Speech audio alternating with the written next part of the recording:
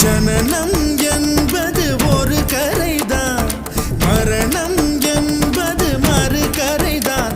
இரண்டுக்கும் நடுவே ஓடுவது தலைவிதி என்னும் ஒரு நதிதான். வாழ்க்கையில் பிடிமானம் ஏதும் இல்லை, இந்த கிண்ணம் தானே பிடிமானம் வேறு இல்லை. திராட்சை தின்பவன் புத்திசாலியா, பழரசம் குடிப்பவன் குற்றவாளியா? பெண்ணுக்குள் தொடங்கும் வாழ்க்கை இது,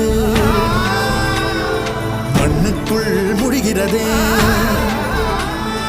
விஷயம் தெரிந்தும் மனித இனம்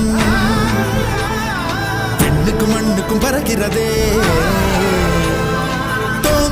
கருவில் இருந்தோம், கவலையின்றி கண்மூடி கிடந்தோம்.